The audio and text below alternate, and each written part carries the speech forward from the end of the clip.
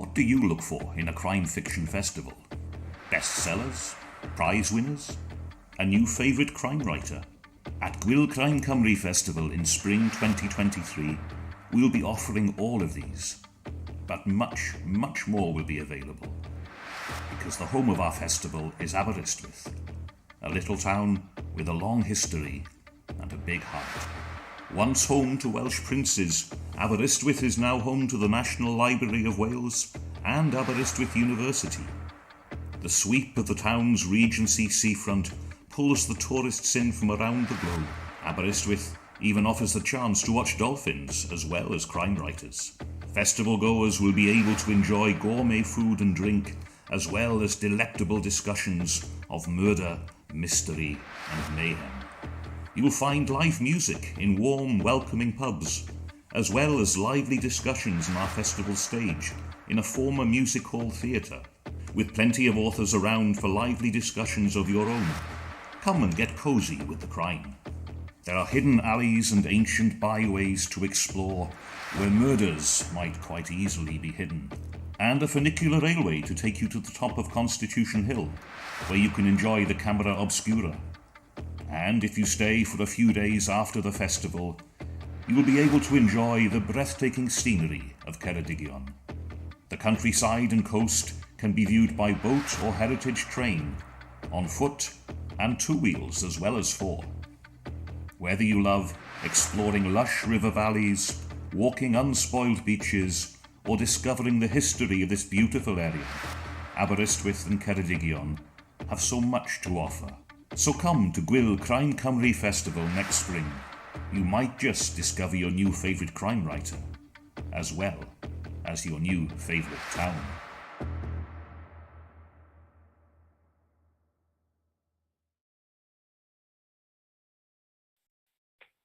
Good evening and welcome to this Gwyl Crime Cymru Festival event, which we're able to bring to you through the generous financial sponsorship of Aberystwyth Town Council and Literature Wales. Now, one of the things that the Crime Cymru Author Cooperative was set up to do was to promote new Welsh writing. So at the beginning of every festival event, we're running short 5-minute crime close-up slots, introducing new Crime Cymru members. This evening's close-up author is John Nicol, and I'll allow him to introduce himself. John, it's over to you. Hi, am I back on the screen? You are. You can hear me, okay. It's always seems a bit strange talking to a screen rather than someone in person, but we'll give it a go. I'm John Nicol. I live in Brighton, West Wales. I'm the author of 13 darkly psychological crime thrillers, suspense thrillers, which are set in this part of the world, in West Wales, an area I know and love very much. I think perhaps just to put it in context, I started writing after leaving my job heading up child protection services for Carmarthenshire. And I was a police officer before that. So the books, I hope, are written with a gritty realism that comes from real life experience.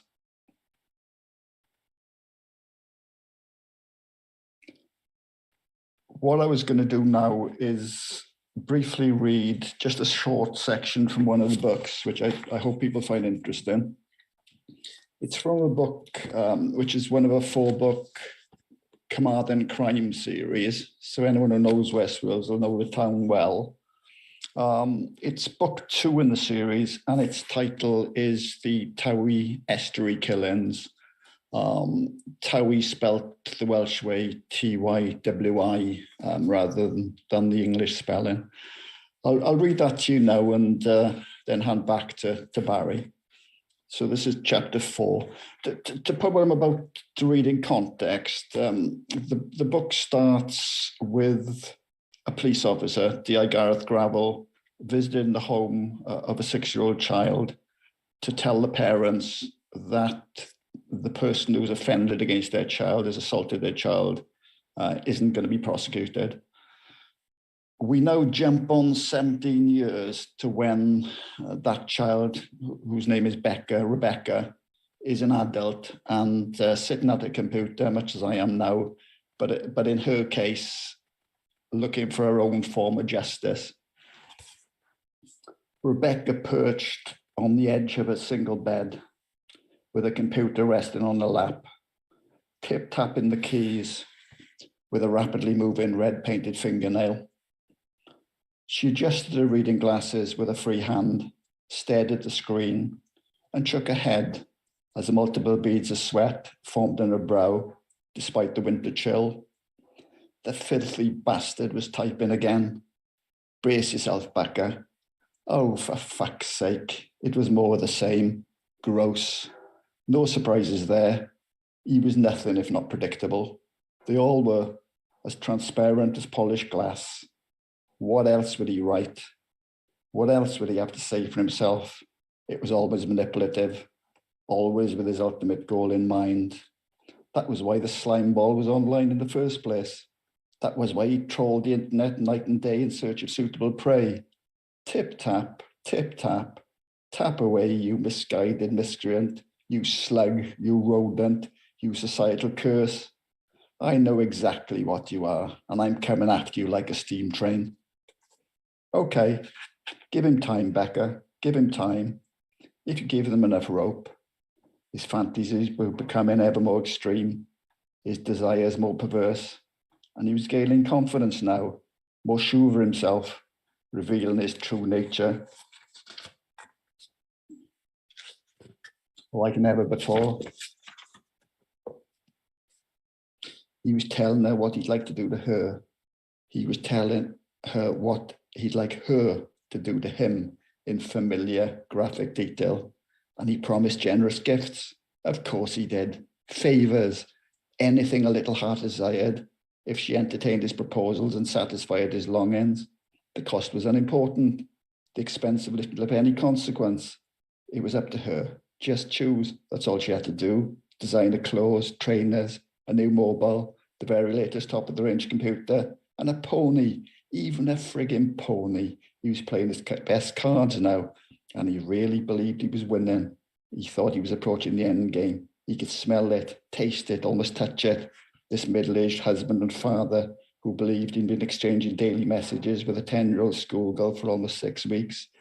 The outwardly respectable man would gradually up the ante and sent her photos of his flabby, naked white body with his face carefully hidden, always hidden.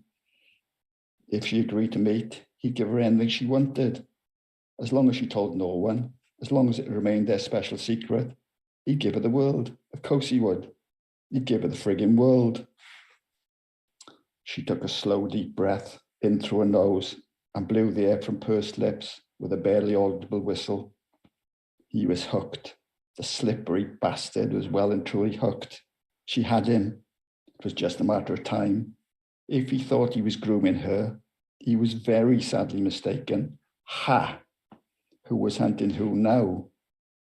Predator had become quarry. Okay, her childhood abuser had avoided prosecution. He hadn't paid a suitably high price, despite her disclosures, despite the determined protestations to any trusted adult who was willing to listen. He'd got away with destroying her childhood innocence. He damaged her and he damaged her family. But this one would pay. Oh yes, the sick bastard would pay. It was time to pounce, time to sink in her claws. She was a roaring lioness now, not the cowering mouse of the long gone past. It was time to drive home her advantage and reel the bastard in. That's as much as I'm going to read for now. I hope people found it interesting. As I said, the book is called The Towie Killings. It's available to pre-order now and will actually be published on the 22nd of this month. Thank you. I'll hand back to Barry. That was fine. I remember a publisher saying to me some 25 years ago, an English publisher, when we were talking about the dearth of Welsh crime writing, he said to me, well, I think people would assume that crime writing from Wales is going to be cozy. I think John has just proved that that is not the case. Thank you, John. Okay, thank you. Do I need to switch off my mic? And I think you do. I do, okay. So, I'm Barry Forshaw. I'm the author of Crime Fiction: A Reader's Guide, and I'm the Financial Times crime critic. And I'm here to introduce two very interesting writers. And the title of this section is called Ex-Forces Cops, Hard Men or Soft Centers. So M.W. Craven's Washington Poe and Matt Johnson's Robert Finlay books both have pasts in the military. And the life or death situation they faced in uniform means that they bring a particular who gives a fuck attitude towards some aspects of policing. But does policing also require emotional intelligence? And I'm going to find out. So let's explore their different views. So I'm going to start with M.W. Craven, Mike Craven. So M.W. Craven is the multi-award-winning author. He was born in Carlisle, but grew up in Newcastle. He joined the army at 16, leaving 10 years later to complete a degree in social work. 17 years after taking up a probation officer role in Cumbria at the rank of assistant chief officer, he became a full-time author. The Puppet Show was the first book in his Cumbria set Washington Post series, and it won the Crime Writers Association Gold Dagger in 2019. The fourth in the series was The Dead Ground, and The Cutting Season is a novella for the Quick Reads adult literacy program. And the fifth Poe and Tilly book is The Botanist. And also on board tonight, we have Matt Johnson. Matt, are you there? There we are. He's coming on screen. Hello, Matt. Good evening, Barry. Good evening, Michael. Evening, all. Hello. So Matt Johnson served for 25 years as an army officer and a Metropolitan Police officer, retiring as an inspector in 1999. He began writing quite by chance as a result of therapy after being diagnosed with PTSD. Now, originally a self-published work, his debut novel, Wicked Game, which was a spy crime thriller, was published by Arenda Books in March 2016. The sequel, Deadly Game, was published March 2017, 1 year later, and the final part of the trilogy Endgame in 2018. So in 2016, Wicked Game was longlisted for a CWA John Creasy Award. But I'm going to start with Mike. Mike, do you remember that I was the person who gave you that first Dagger Award? And I remember you contacting me beforehand saying, oh God, do I have to put on a dress suit for this? But I think you scrubbed up quite well, didn't you? Well, I mean, yeah, it was that was a weird evening, Barry. It really was, because I obviously didn't expect to win. I mean, that was the first thing. My agent was there, and he said, "Are you nervous?" I said, "I'm not expecting to win." He said, "I think you win. I think you will win, because Black Summer's a brilliant book." And I said, "Black Summer's not up for this award." And he went, "Oh shit!" So I thought, well, great, I can just relax now. And maybe I relaxed a little bit too much, but I very much remember you being very generous to me when you were reading out the award. It was a huge shock, and it was a lovely surprise as well. It was a very spontaneous speech you gave, Mike. So Matt, ex-soldier, ex-policeman, of those two, which has been most useful to you in terms of your writing career? Oh golly, well, I think in terms of years, as the vast majority of it was in the blue uniform, then I'd have to say that was highly influential. So certainly it gave me the anecdotes and the experience and the memories which were being created at the time. And for goodness sake, I do wish I'd written things down now. But of course I didn't know what was going to happen around the corner. But that gave me the material, really. The military was a good grounding before I went in the police, and I've maintained a lot of contacts in the army since then. Friends that I made at the time, I'm still friends with now. So they're very helpful, but yeah, the emphasis is very much on the background in policing. Okay, so Mike, I know that you can be described as an armourer. Are there sort of guns all around you that we just can't see off camera? That would be highly illegal, Barry. Saying yes to that, it's a 10-year prison sentence. No, it was weird. It was because a lot of people do find it interesting, and it was always just a job for me. I enjoyed the soldiering side of it more than the actual mechanical me sort of day job. So I enjoyed getting out in the field and get all wet and muddy and cold and all the stuff that you weren't supposed to enjoy, really. And the armour, it was complex. It was a 2.5-year apprenticeship just in ballistics and all this nonsense, which I can't remember now.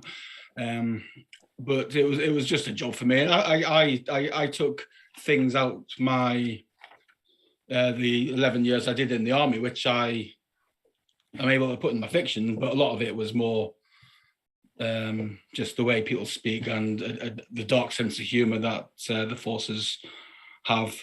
So it was a handy background, but it wasn't. So I don't rely on it too much. Soldiers love the great outdoors. We do. We like being outdoors. It's a fact, isn't it, Mike? But do you find, Matt, that you've got that the policemen I've known and the ex-army types I've known all have a very dark sense of humour? Yeah. And it's a way of dealing with the pretty grim things you have to do on a day-to-day basis? It's being a policeman, being a soldier is rough.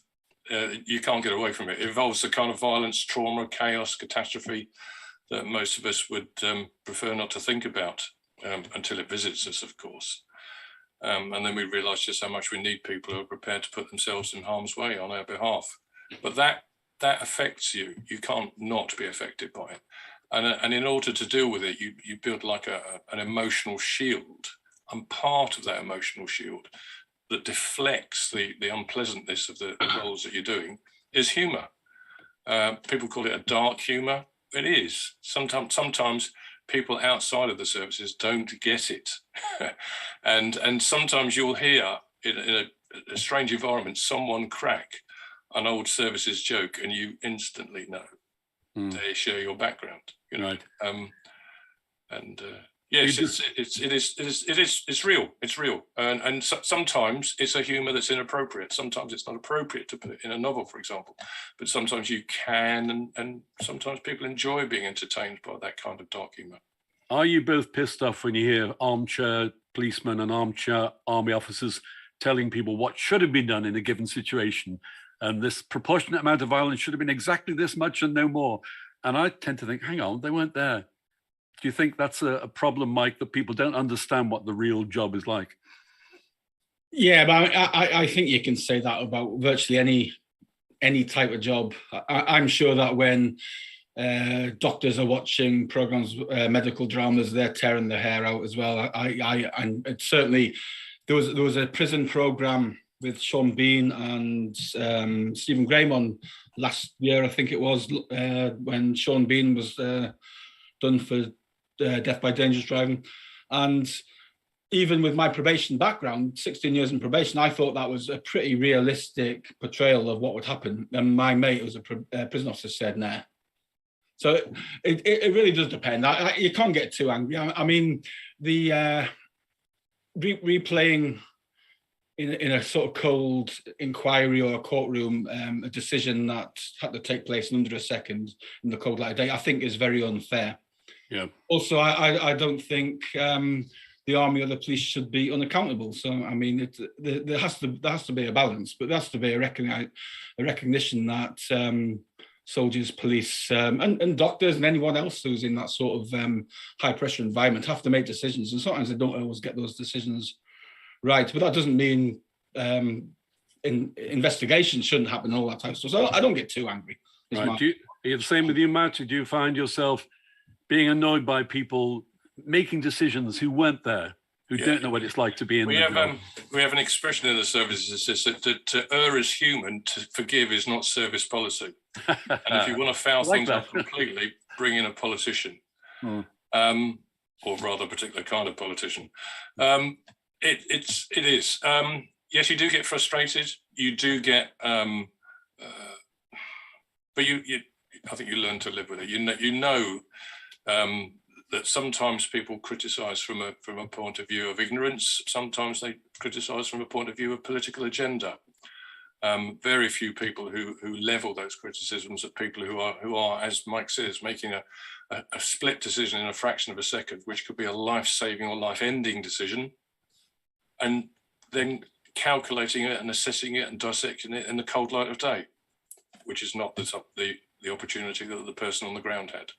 So, what do you both think about the fact that it used to be said that the best espionage writers were the ones who'd had some experience. John le Carre, Graham Greene, not Len Dayton. I think Len Dayton's one of the ones who didn't actually have any.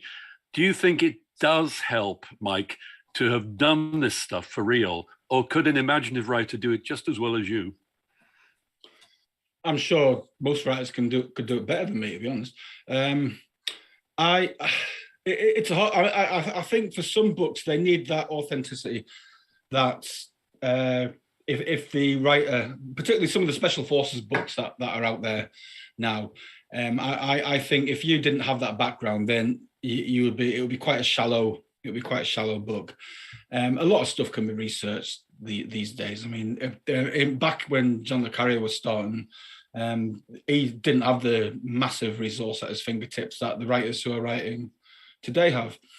I mean, my favourite spy writer at the minute is a chap called, you probably won't have heard of him, it's called Mick Herron.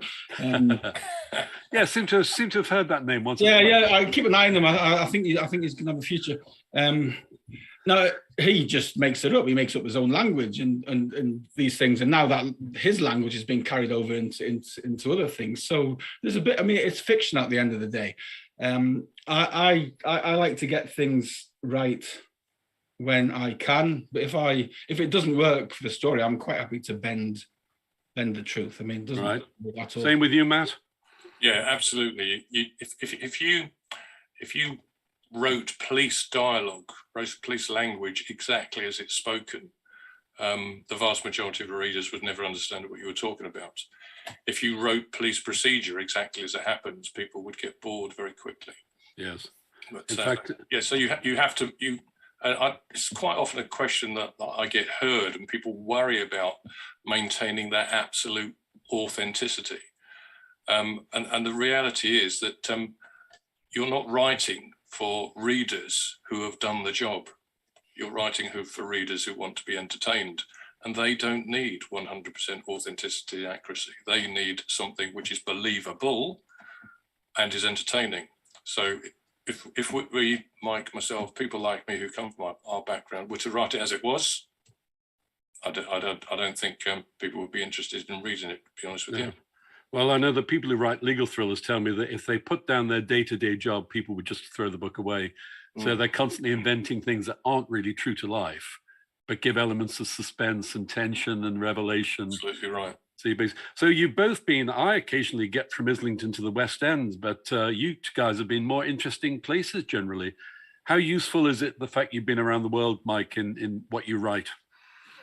I get asked this quite a lot, Barry. The most useful thing for me in my the career I'm currently doing, it was the sort of book club element of being in the forces. When you were out on exercise or manoeuvres or operations, you could only take a finite amount of kit.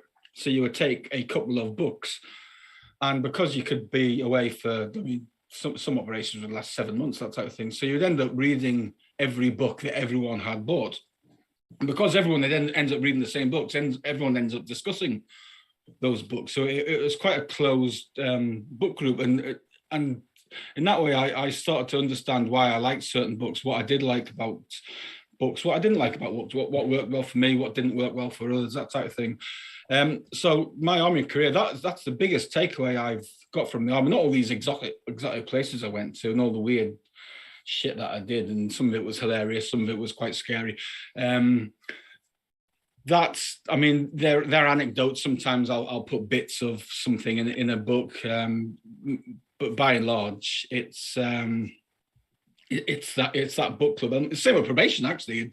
I didn't take all. People say you guys have some fascinating stories. Well, yeah, not really. The people I used to do probation were just nasty, violent men. Invariably, they were caught within about half an hour because they're all dumb as a bag of rocks.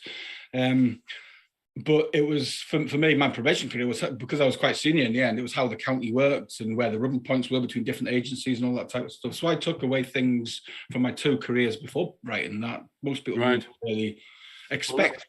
Well, that's interesting. So Matt, that suggests, were you taking mental notes when you were in various places, or were you not even thinking of a possible literary career when it ended? Absolutely not. Well, as you know, and some people do know, I had absolutely no intention of pursuing a literary career. And with hindsight, as I mentioned earlier, I wish I'd written things down, kept notes, kept a logbook, something of that form.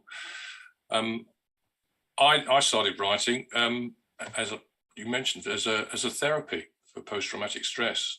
And a counsellor, a rather enlightened lady, decided that it would be a good idea for me to write about my personal experiences and history and symptoms and that kind of thing. And one day she said to me, "Do you know, I really like the way you write?" And I laughed. She said, "Why don't you write a book?" And I laughed again. And it was about 15 years later that a change in my domestic circumstances brought about a free opportunity of what am I going to do with the rest of my life. And my brother said to me, "Why don't you have a go at writing that book that counsellor kept nagging you to have a go at?" So I did. So you, in fact, had, as we know about you, knew Yvonne Fletcher, and Yes. her death, it must still, in real life term, must still be with you, I would imagine. Oh, absolutely. 1984, 17th of April, 10:17 a.m. It's a time, date, place, which is going That's specific. Yeah, that is going to live with me forever. Yvonne was at my housewarming party a few weeks before she was killed. I was driving a police traffic car on the morning it happened, and I was sent to St James's Square to do an ambulance escort to take injured people to the Westminster Hospital. Knew no more than that. Did the job, took the ambulance to hospital. Didn't realise that inside the ambulance was my friends John Murray and Yvonne Fletcher. John Murray was taking Yvonne to hospital with the ambulance crew. Yvonne, obviously, was, as we know, was mortally injured. It was only 6 o'clock that evening when I got home that it came on the news, and I thought, "Geez, it's my friend," and that kind of thing absolutely shocks you and stays with you. It's highly upmost in my mind at the moment, because I've just spent the last year working with John Murray, writing the story of Yvonne Fletcher's death.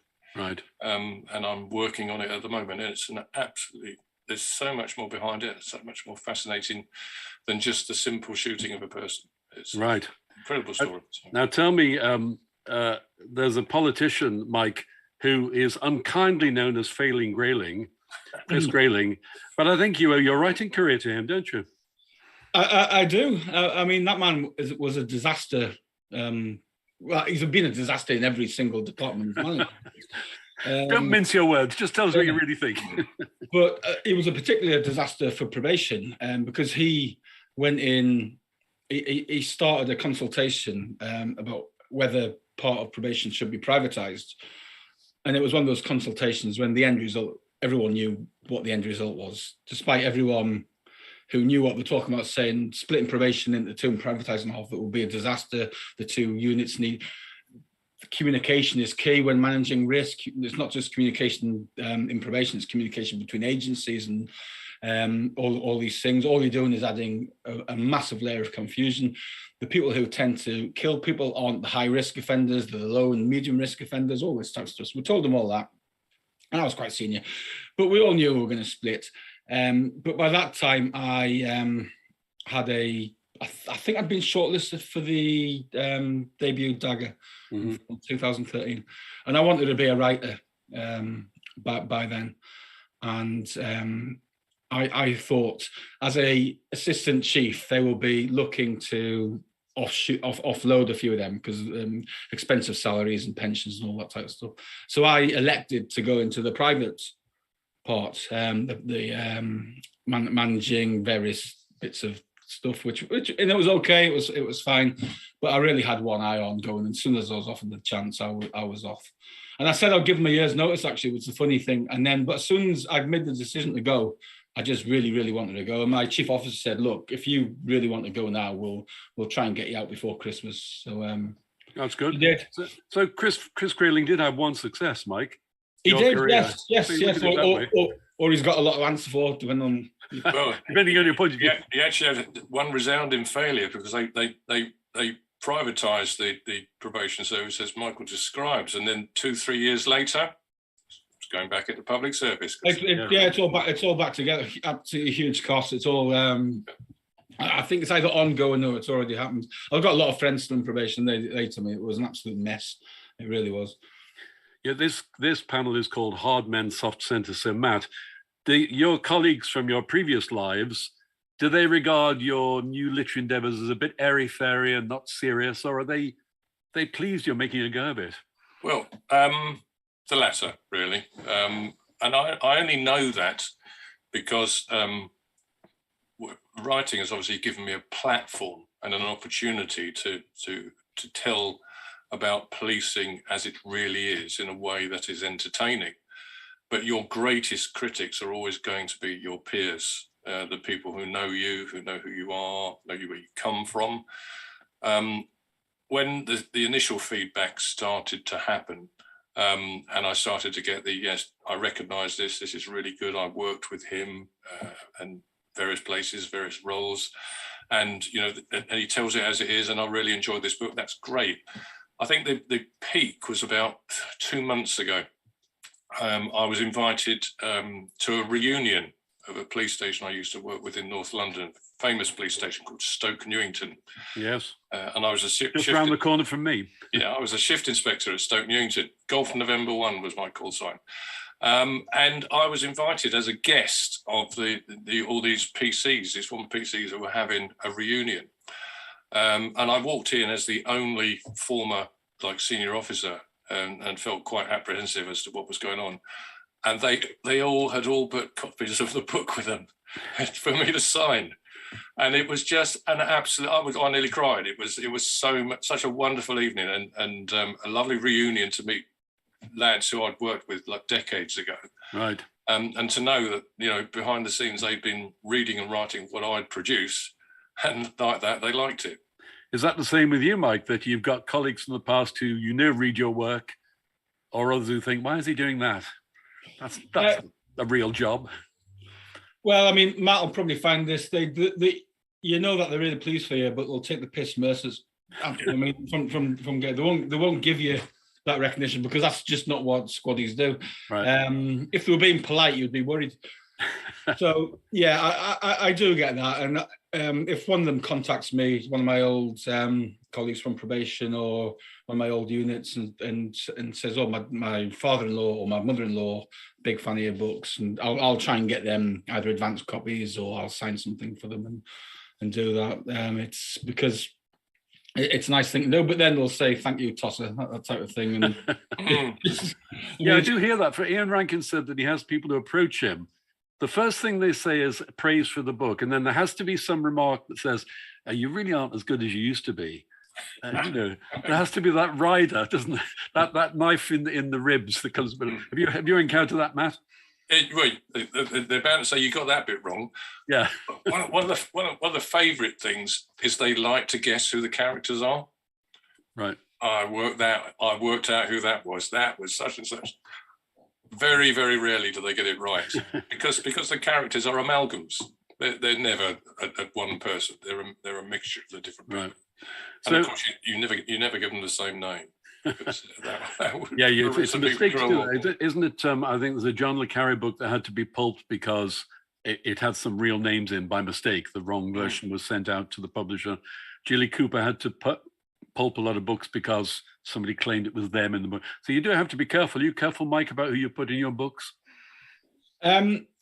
Yeah, well, I sort of am. I went through a phase where I was using. I'd had a run-in with somebody at work in probation, and every dickhead in the book, for 3 books, had that surname. And my copy editor, who keeps an eye on names throughout all my books, said, "You can't just keep on using this name every time you don't like one of your characters." I tend to, if they're going to be, it's funny actually, because in The Botanist, he's a poisoner, but he's targeting arseholes, basically. So high profile. I'm not going to say who they are, but no, in case this. There's plenty of contenders, aren't there? You can probably guess, and you'll certainly be able to work it out in the book. But I went onto one of the Facebook groups I'm on. I said, "Look, I need a racist.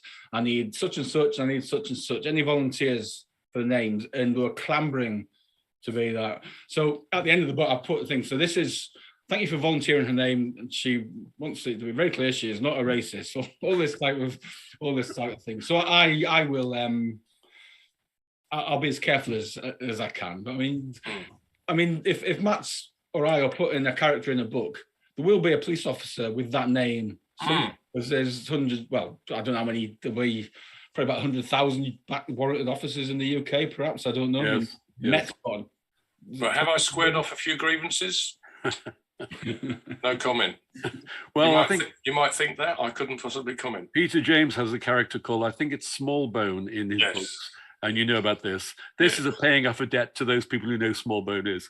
So the title of this panel is Hard Men, Soft Centers. So, Matt, have you got basically a soft center?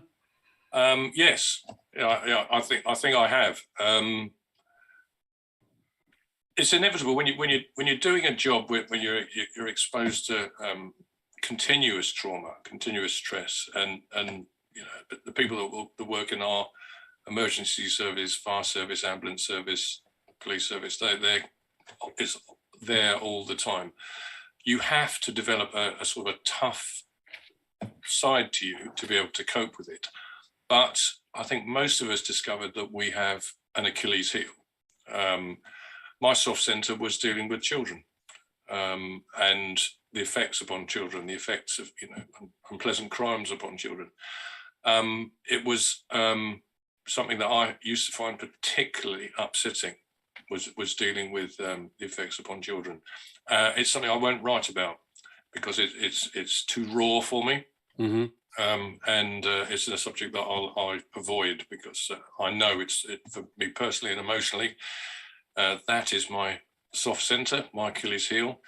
The rough and tumble, the spies, the criminals, the robbers, all that kind of thing. Yeah, I can handle that.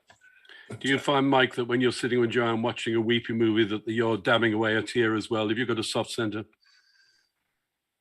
I mean, it was funny actually because I was I used to get sort of accused of being quite a straight talking manager, and I think that was possibly my army career coming out. And I wasn't a traditional recruiting pool for social workers who were then on the probation, because that was the route into probation at the time. But I remember one of my senior managers, and he was I overheard him talking to someone else, and an offender, we were sending them back to prison. And this manager said to someone else, he said, the manager, and they're talking about me, the manager to annoy the most liberal manager in probation. So I suppose I must have a nice side to me. I just I don't let it out too often. No, I mean I just like to have fun. I mean that's the thing, and I don't like bullies, and I don't like being cruel and all the stuff that nobody really should like. So if that makes me have a soft centre, then yeah, I suppose. And so it is. So you both have dealt with fairly grim subject matter. And of course, you, Mike, have had severed fingers tend to appear in your work, don't they? So what do you think? And I'll start with you, Matt, on this one. What do you think about the fact that people are now more easily upset by books and are ready to complain about being upset? Are you conscious of those readers you might upset? Yes. And you do have to sort of be a little bit circumspect and look at what you're writing and think about the effect that your words are going to have upon others and how people are going to interpret what you write. But what I absolutely refuse to do, though, is to be governed by that kind of sensitivity. And I'm determined that I will always write things as they are, not the way some people would like them to be. Mm-hmm. There is, we've only got to look in the eastern side of Europe at the moment and what's going over there to realise that there is a very, very unpleasant underbelly to the world, and there are some very, very unpleasant people in the world, and to try and pretend that it's politically correct to think all these kind of things are so nice and they're just behind us and they shouldn't happen. Well, they do happen, and fiction is one way of sort of reminding people and explaining to people that these things do exist. Yes, and hasn't it ever been thus, though? I think so. And I think we mustn't ignore the fact that there is an underbelly, an unpleasant side to society, to the world, to all kinds of different things that if we don't write about it, if people don't read about it, if people don't learn about it, people won't know about it. No. Have you had Mike ever, your publisher, say to you, Mike, I think this is just a bit too far. Can you dial that down a little? Yes, I have. Yeah. The book I'm writing, the book, which I can't actually talk too much about because it still hasn't been announced yet, but I wrote this book in 2015 when I was still in probation, actually. I remember writing on my lunch breaks, and it was before I wrote the Poe and Tilly series, which has now been bought by an American publisher. Now it's a new thing, and I had a scene because nobody was supposed to read this thing, to be honest. I mean, so I was just sort of having a bit of fun. I just wanted to write something in the first person, and I had a scene when my protagonist is grappling with someone on the ground, and he's losing. So he reaches up and he sucks the guy's eyeball out and spits it out. And my UK editor was absolutely fine with that. She just says, well, just skip through it. But my US editor said, we can't have that. That's just too much. And I thought, well, fine, because I didn't intend for this book to be ever published anyway. So I said, right, I'll change it. I'll have him bite the guy's nose off. And she was, well, how is that better? So I've had that. And in the back of the curator, actually, I had a scene where I had written it where Poe actually is trying to find the location of a potential victim, and it's very time sensitive, and he tortures somebody to find out where this person is. And my editor says, "Now that's after what has just happened, you probably need to dial this back down a bit." So Poe just tortures them a little bit, right? A tickle. So Matt, have you ever been? Have you ever thought maybe I don't have to be quite so graphic? Or yes, my second book I wrote about sex trafficking, and in part of the book I wrote about the process of they call it tenderizing, where a victim of trafficking is essentially introduced to the life that the traffickers want them to do, and it's particularly unpleasant. And I wrote it. And when it was going through the editing process, it was not too sure if we can leave that in there, and it was cut. I mean, the book didn't suffer as a result, and I think the decision was a fair one. But the thing is, I think sometimes you've got to write these things. Yes. Write it as a writer. Let somebody objective, like your publisher or your editor, look at it and say, okay, this from an objective viewpoint, I can see where you've written it. From a reader standpoint, I don't think it should stay. Well, you've got James Oswald could do a director's cut with one of his books. He wrote this spectacularly violent opening to a book, and his editor said the problem is nothing else in the book is like this. If you read Thomas Harris, you expect it to be gruesome from page 1 onwards. So now there's a kind of director's cut of that book with this one missing page done as an extra. Do you think, Matt, we talked about mental issues. Do you find people coming to you expecting you to be able to talk authoritatively about dealing with them? Yes, to some extent. I got invited to go to Combat Stress to talk to Combat Stress, which was very interesting. Combat Stress deal with the military, mostly from the army, who have suffering post-traumatic stress symptoms. And I was, I'm not qualified in any means to sort of to talk about sort of post-traumatic stress symptoms, effects, that kind of thing. I'm familiar with my personal experience and my personal therapy, and it's helped me, but there's many other different forms of therapy that can help people. But what they wanted me to do was talk as an expert victim, which is interesting because I learned that when people are going through the mill mentally, that it's useful to speak to people who have also been through it and have come out to some extent, come out the other side, because it reassures them. It reassures them that there is a light at the end of the tunnel, and that they might be in a dark place at that current time, but so was this fella. The experiences he went through, the symptoms he had, are what I'm having now. And look at him, he's okay, and he's doing all right. So there's hope for me. That's good. Yeah. So yes. Well, in about 3 minutes, Louise is going to be handling questions, but I'm going to make Mike smile by mentioning a few names to him now. Carl Hyacin, Terry Pratchett, Mick Herron. Why do you like reading humorous writers like them, Mike? I just like to laugh, Barry. It's just one of those things. I've sort of got a little internal rule. If I think of something funny to say, I've got to say it, even if I know it's going to get me into trouble. And it's just one of those things. I like putting humor into books, and putting humor into books allows you to go to darker places than you ordinarily can. I mean, if I wrote the Poe and Tilly series without the humor, they'll be incredibly dark, bleak, quite unrelenting books. But having Tilly, particularly Tilly, with that sweet, naive, innocent side to her that she has, it allows me to inject some humor, because people like to laugh, and people like to laugh best, I think, when they're not expecting to laugh.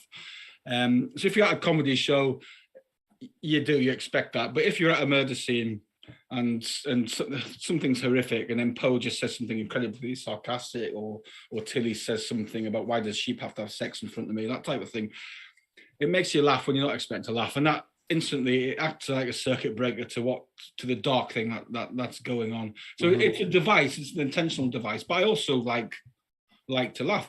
I told this story at Bloody Scotland. It was me, Peter Robinson, Mari Hannah on stage, and I thought, should I tell it? And I was really, I think it was Mick Herron book or a Carl Hyacin book in bed with the lights on. So my wife was trying to sleep besides, and so I was like trying to laugh but not make a noise while laughing. So I was the bed was shaking, and she thought I was doing something else. I said, "Will you stop doing that?" What can she have thought, Mike? I don't know. I think she must have thought I was Scratching your knee. I don't know. It was one of those things. I said it on stage at British Scotland, which of course made everyone laugh. And afterwards I thought, well, it's because I thought of it, I had to say it. It was just one of those things that if I didn't say it, I would have just felt I would have been annoyed with myself forever. What about we've said, Matt, things that make Mike laugh, or rather making you laugh in the last few minutes before we hand over to Louise. Who are the writers who get your creative juices flowing? Who inspires you? Oh, crikey, that's a tough one. I have to confess that I'm mostly an autobiography reader, and I like reading that kind of thing. I've got a book in front of me that I'm reading, for example, is Edmund Hillary's autobiography, which is admirable. And I've read. Why would you pick up a book on Edmund Hillary? He's an admirable figure, but why him particularly? Because he's inspiring. It's right. Inspiring. I mean, the way he overcame adversity and things like that, and I like to read stories like that. And I read recently a book about the Falklands called 3 Days in June, right? Written by a paratrooper who was there from the 3rd Battalion Parachute Regiment. And it was written from the points of view of people who were there at the scene. So not hugely literary, but absolutely realistic and really create. And that kind of thing that I think is what I really enjoy the most is people who write from a point of view of authority, explain well the life that they've come from, and they're inspiring people. Okay. Well, in the last couple of minutes before Louise, I'm sure Louise is getting herself ready with the questions. So, Mike, what can you tell us about the next book, if anything? Yeah, The Botanist, out in exactly a month, I think, if it's the 2nd of May today. It's the 5th full-length novel. We obviously had the novella out last month. This one, it's a lot of fun, actually. It's a series of locked room mysteries, essentially. You've got the botanist who warns his victims, gives them weeks of notice that he's going to kill them. Then, regardless of the precautions they take, he kills them. And during the process, because of the victims he chooses, he gets the public on side. As an aside to that, Poe's a very good friend of Poe is arrested for murder, which is another locked room mystery, in a house surrounded by fresh snow. Hers are the only footprints going in. She's got gunpowder residue on her hands. and her father has been murdered. So there's a lot of things going on. Poe is back up and down from London to Cumbria, and it's a lot of fun. I had a lot of fun with this one. Well, this is more traditional territory than you normally go into, the locked room mystery. It is, and I've got a few guys who've got review copies now who are sort of Golden Age crime experts who are going to judge me on it. They've told me they're going to judge me on whether it's an actual locked room mystery. And Poe sort of does actually say, I feel like I'm in a locked room mystery. It's fun. It's fun. Okay, so Matt, what can you tell us about what you're working on at the moment, or have you just delivered a manuscript? Well, I've just finished a novel, and I'm well into the way of editing this non-fiction book, the Yvonne Fletcher story. The novel interestingly came about from when I finished the trilogy. It was like, oh, wow, that was really hard work. I need to take some time out.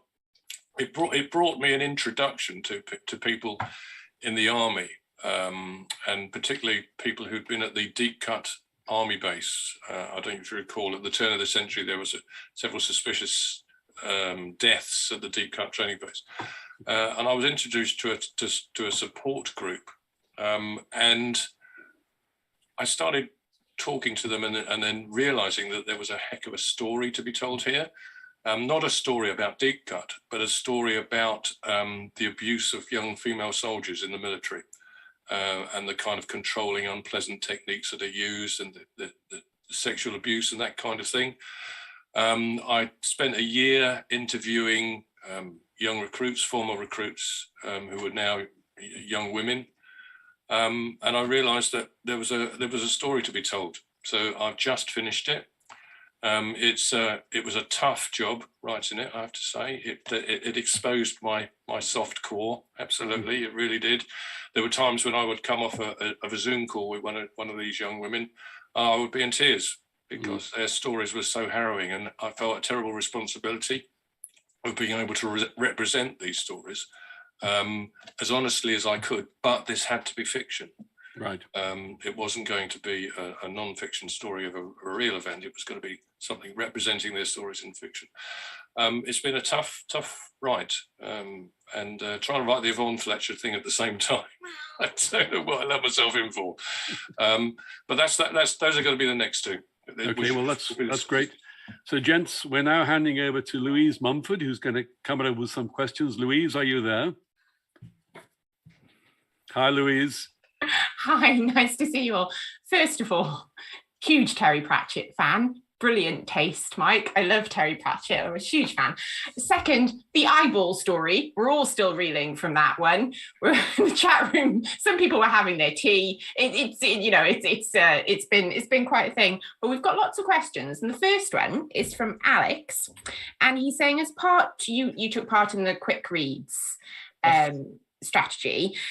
And as a person with dyslexia, can you tell us, were there any differences in the writing style that you had to make for that particular project? Did you consciously make vocabulary or sentence choices? It was actually quite strict editorial guidelines, actually, particularly at the start of the book, when because it's designed for readers who aren't confident, perhaps readers where English isn't their first language, dyslexic readers, the whole people. So maybe not the sophisticated readers who we deal with on a day-to-day basis. But so there's quite strict editorial guidelines. So no contractions. So it was do not instead of don't, cannot instead of can't, that type of thing. Unless a word was well known, like cigarette or supermarket, you weren't supposed to use words of 3 syllables or more. And you had to keep on repeating character names at the start of the book, rather than just introduce them once, then sort of that was it, done.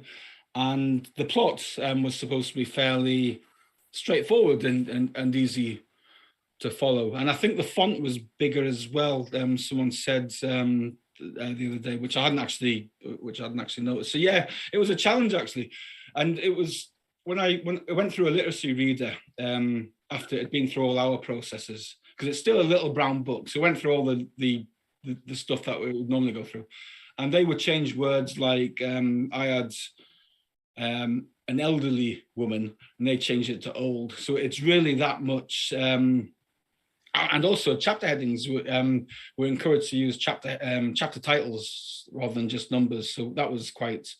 I enjoyed that actually. I because I use short chapters, I don't think I could do it for a full length novel because I'd have to think up 90 odd. But yeah, so it was a challenging and very interesting process. But because of my time in probation, I was very keen to get involved with that because literacy is such a problem with. It's a really good initiative because there's so much adult illiteracy out there because it's a shameful thing. People don't like to admit it, do they? When I was in probation, Barry, there was offenders who, I mean, there was an offender who was a diehard Manchester United fan, and he didn't know.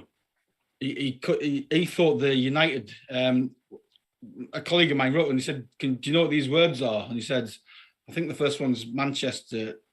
Is it Umbro?" So this is a guy who'd been a Manchester United fan for 25 years. So that was my first week in probation. I thought, wow, I'm dealing with a sort of group of people who I'm not used to dealing with. So yeah, it was a interesting and a very worthwhile project, obviously.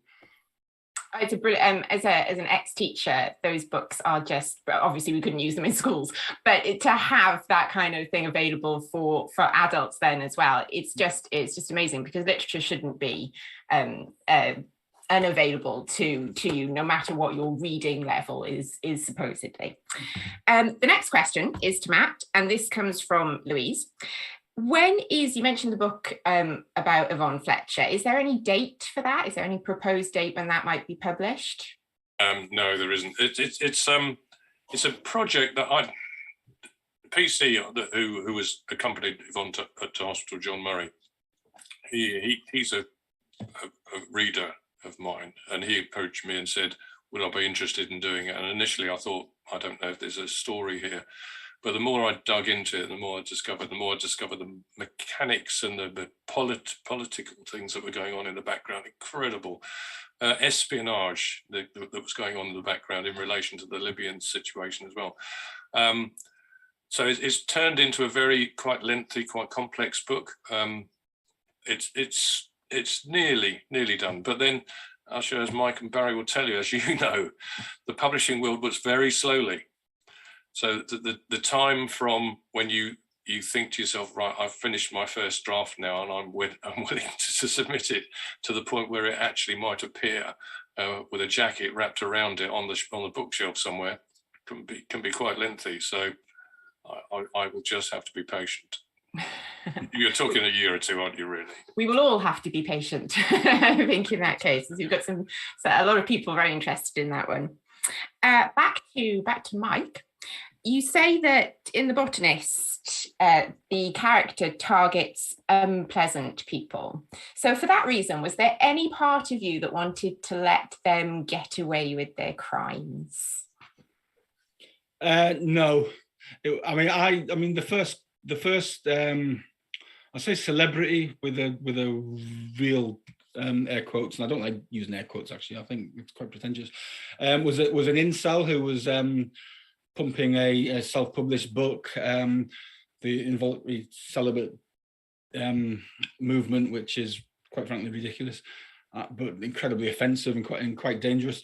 There was a racist. There was a guy from the States who had bought up a load of the rights to a medicine and then increased the price by about 1,200%, that type of thing. But that's actually so all the stuff that I talk, all the unpleasant people are all very real people, or real examples of abhorrent behaviour. And there was an MP in there as well who'd, well, you'll probably recognise who he is. He's got a name that rhymes with Bummings, so you can work that out.